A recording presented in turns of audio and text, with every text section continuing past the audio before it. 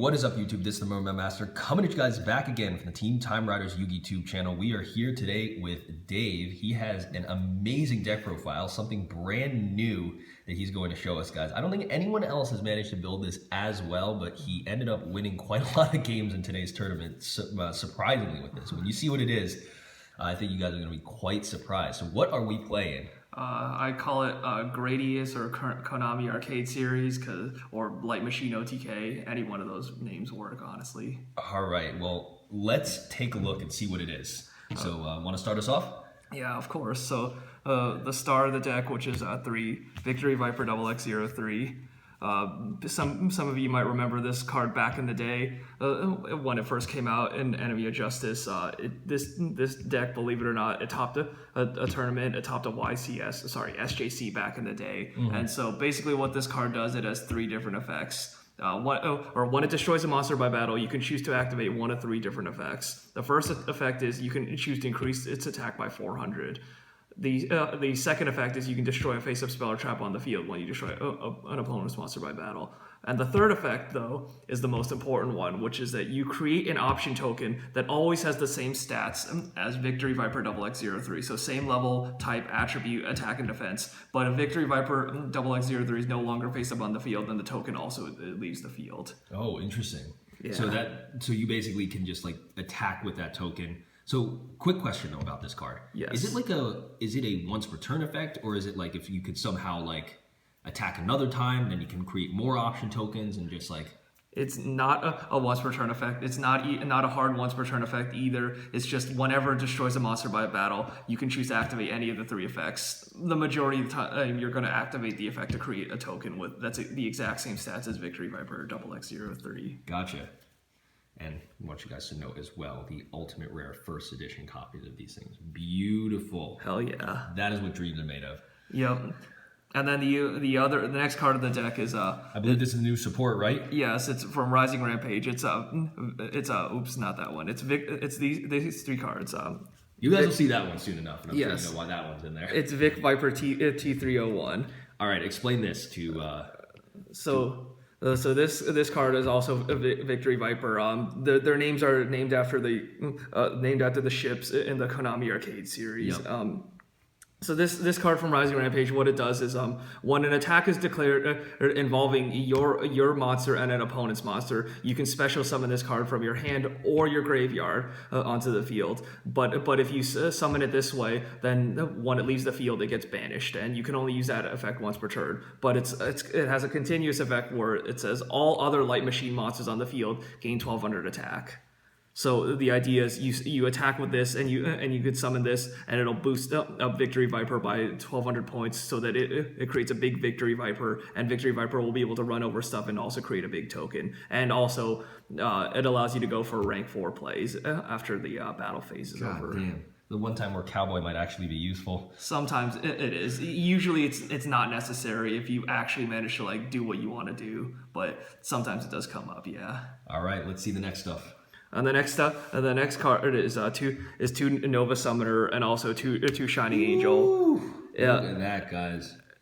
It technically should be 3 Shining Angel, 1 Nova Summoner, but I didn't have a third Shining Angel, so I just went with Nova Summoner. So the idea is that like these are hobby leagues, right? They are in fact hobby leagues. You know, yes. I actually have 4 hobby leagues. I will get you a third Shining Angel. Oh, thanks a lot, Dave. You're very welcome. But anyways, so the idea of these cards is that like all your stuff happens in the battle phase, and so when you give them a big monster, you just run this into their bigger monster to bring out Victory Viper or Vic Viper, depending on what you have and what you need. And so like Nova Summoner brings out Shining Angel brings out Victory Viper is the idea. The easiest way to search, especially during the battle phase. Yeah, and of course, since it's happening during the damage step, you cannot Ash or Called by the Grave, so that's a huge plus right there. So insane. All right. And then the next card is the best and most expensive card of the deck. Woo-hoo! Which is 3 Honest. So the idea, of course, is when you attack with Victory Viper, you want to boost Victory Viper to be ginormous, and so when Victory Viper is ginormous, it's going to create a ginormous token as well, and the token is going to attack them for even more damage. That's insane. So this is like a way with Victory Viper and Vic Viper and all of this stuff to just easily steamroll your opponent for like a crazy OTK. Yes, it is. This is exactly how the deck topped the Shonen Jump back in the day as well, with Victory Viper and the combination of 3 Honest and other attack boosting cards. This is nuts. Yeah, for sure. And it has to be, of course, the max rarity. Yes. The highest rarity of Honest. This is absolutely beautiful. I mean, you never think you'll see 3 Ghost Honest in one place, guys, but like, look at that right there. Oh my god. That is absolutely incredible. Yep, and then one more monster I play is Silver Gadget. I only play the one Silver Gadget and not Gold Gadget because of the fact that unfortunately Gold Gadget is 1700 attack, which means that you cannot bring it out with Shining Angel. But with Silver Gadget you can because it is 1500 attack light monsters. So that if you draw Victory Viper and draw Shining Angel together, you can just bring out Silver Gadget from your deck and Silver Gadget summon out Victory Viper, and then you have an extra body on the board for more damage for rank 4 plays, etc., etc. Dave, you thought of everything. Yeah, I try. I've had this deck in the works for a long time, and after that is the other main monster of the deck, which is Jizukuru, the Star Destroying Kaiju, and 2 Doggeran, the Mad Flame Kaiju. So the idea is, of course, that like you want to give them Doggeran and you want Jizukuru on your side of the field because Jizukuru is a light machine, so that it works with like all your other support cards like Vic Viper T301. This can also boost Jizukuru as well because it's a light machine. Yeah, interesting. So you just want all the attack points, and Doggeran, you run Doggeran because he's the next biggest kaiju that you can actually run over with Jizukuru. As well, without having to like need anything else. Otherwise, I would run Thunder King, but he's equal attack as Jizukuru. So why run Doggeran and not like try and get more damage in with Gamma Seal? No, the reason is because of the fact that like is because when you use Honest, like you gain more attack with Doggeran that way. Oh, okay. So that's basically a way to make a massive token, though. Of course, yes. Oh, gotcha. But of course it's Doggeran just in case I don't have like the Honest and I just need to just run it over and not without having to use any other cards. So we use Doggeran instead of Thunder King, and that's it for the monsters basically. All right. So moving on to the spells. Yeah, and then since we're running the kaijus, we of course run 3 Interrupted Kaiju Slumberer. Absolutely, pretty self-explanatory. Yeah, one of the weaknesses of the deck is like when the opponent doesn't summon a monster at all. Like the only thing you can really do is like summon one of your own monsters and then slumber so that you can give yourself Jizukuru and then Doggeran so that you can like attack into their Doggeran and actually make plays. But otherwise it's like it's that you're kind of just stuck doing nothing if the opponent just doesn't summon monsters, and this is the way to do that. Yeah, that's fair. And this card has to destroy monsters, so that means summoning one of your own first, correct? Yeah, and unfortunately, like in this meta, there's also a lot of anti-destruction prevention going on. Like, for example, Colossus and Titan can prevent themselves from being destroyed. Dingirsu can protect stuff from being destroyed. Bailings can protect stuff from being destroyed. So it's not really that great in this meta, but luckily, like you have like your own kaiju. So like when they set up one of their boards, you can just try to put your own kaiju and then Don't slumber. even have to worry about their stuff. Yeah. Yeah, exactly. All right. Next. And then there's 3 Pot of Desires. Unfortunately, like this actually should be Pot of Extravagance, but I don't own any Pot of Extravagances, so I'm just making do with Desires right now. It definitely like Extravagance is the better option because there's no like and no downside to it, but like Desires works kind of like almost just as well, but sometimes you have to be careful because you might banish your remaining kaijus and you can't slumber, for example. Yeah. But otherwise, like it almost works just as well as a slumber. I'm sorry, it works almost just as well as Extravagance, but Extravagance is the ideal choice. And this deck. One of the things that's neat about this deck is that it doesn't really care too much about hand traps, like Ash, for example. These are the only cards in the deck that you can Ash. So if you ever see this deck and you see someone playing it, make sure you Ash these cards if you want to. If you want to like avoid losing. That's incredible. Yeah. Next. And then the rest are just tons of attack boosting cards that deal damage, like the Hobby League limiter limiters. removal, to make Victory Viper and Jizukiru stronger, of course. Okay, so quick question. Yeah. Now the limiter's at 3. I'm sure everyone wants to know, do the doubling boosts stack? Of course they do. So usually, like all you need is like double limiter or honest limiter with like Victory Viper or Jizukiru, and then and then your monsters just become like 10,000 attack points, and that one swing just like insta kills them pretty much. God damn. Yeah. The highest one time I've been able to actually like in a game make my monster go up to about 33,000, which is of course unnecessary, but I just did it anyways for fun. With the other attack boosting cards such as this one, this came out in Rising Rampage, Psychic Fervor. Its effect is during the battle phase, you target a one face-up monster you control. You take damage equal to its attack. But after that, the attack points of the monster becomes doubled, but it can't attack directly during the turn, and you activate this card, and you can only activate one of this card per turn. So the idea is, of course, you just double and then double and more doubling with honest, and you just make a ginormous monster that like becomes like 13,000 plus attack. Gotcha. So with all the stat boosting cards that exist in this deck, like these, you generally just make like a ginormous monster that becomes like super huge. And like in case you're wondering like what the biggest possible monster that you can technically do is that like if you start off with 6 cards going second and desires and manage to get the perfect combination where you end up with Jizukiru on the field and like honest Psychic Fervor, 3 limiter, and another honest. The highest you can go, I calculated, is about 140,000 or something. But just a fun fact, if you ever do, You're gonna have to give me that number. We might put it in the thumbnail or something like that. 140,000 attack power. Yeah. So the idea is like you have like a slumber, 1 psychic fervor, 2 honest, and 3 limiter removal. So you have a Jizukiru, honest plus 3,000, honest plus 3,000, double. It ends up being like 140,000 or something like that. That's insane. Yeah. So it's a pretty fun deck when you just punch your opponent for like massive damage. It's like I like to think of this deck as Grand Maju but better. And then and then another neat card from Chaos Impact that just came out, and one of the reasons why I decided to build this deck is Action Magic Double Banking. So what this card does is it's a quick play spell, and it says during the battle phase. So you discard a card for cost to activate it. So, and then after you activate this card, every time one of your monsters that you currently control destroys an opponent's monster by battle, it can make a second attack in a row.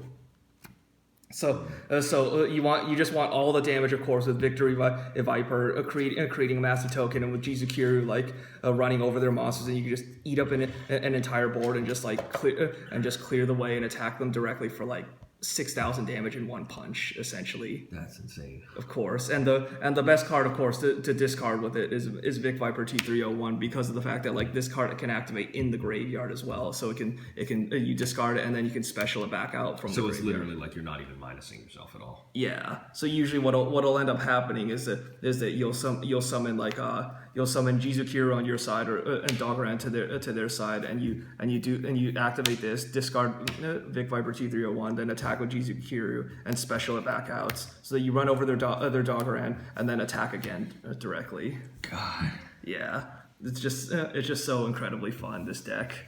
And then the last cards are just 3 super poly.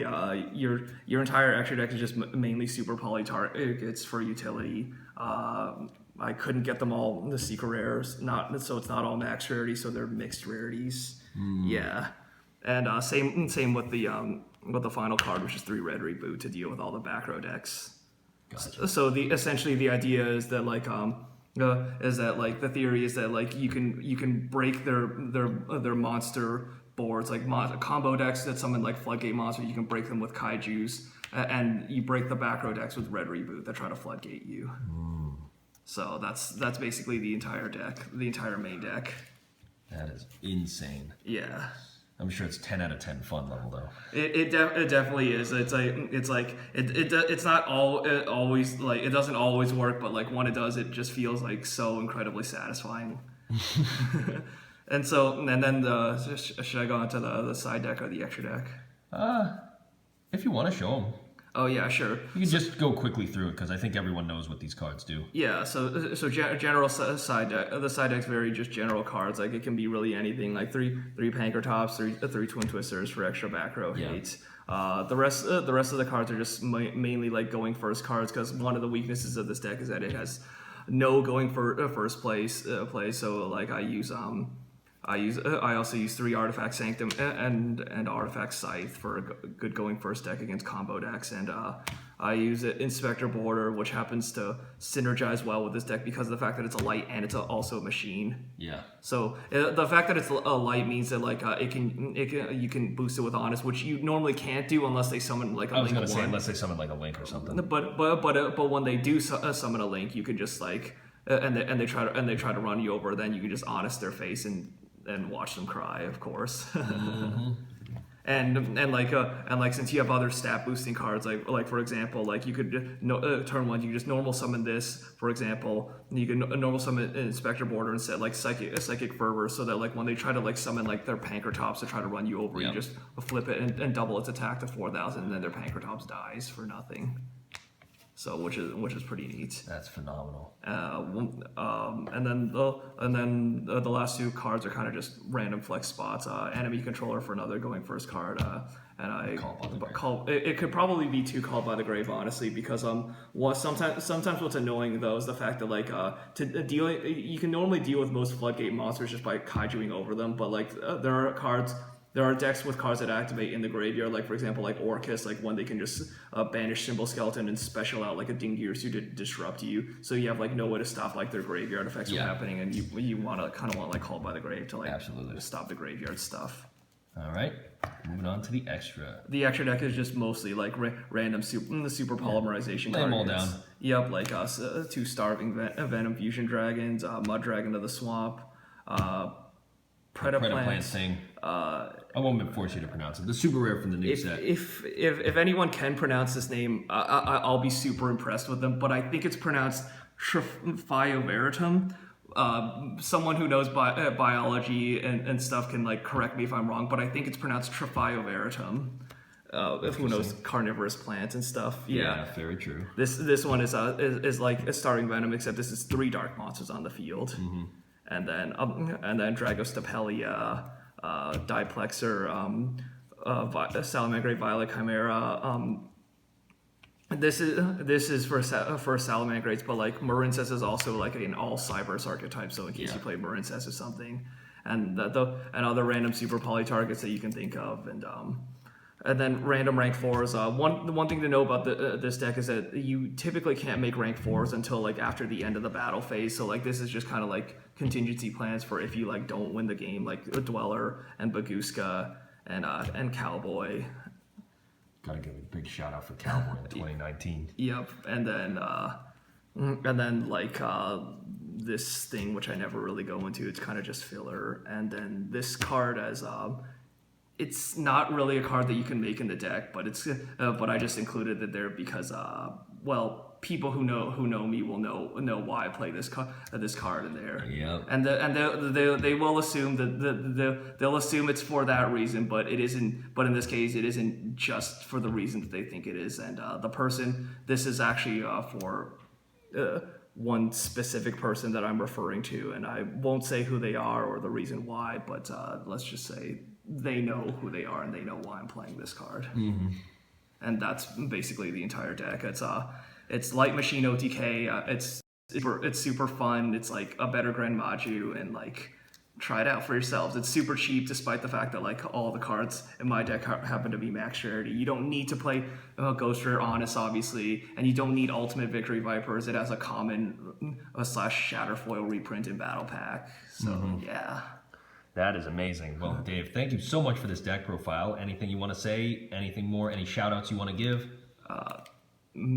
Shout out to my friend and Dave for coming over here and doing the deck profile for me and his amazing YouTube channel, and shout out to all my friends, and shout out to a certain person who knows who they are. Well, this has been an awesome deck profile. Thank you so much. This has been the Mermail Master with the Team Time Riders YouTube channel, joined once again by Dave. We'll catch you guys next time. Peace.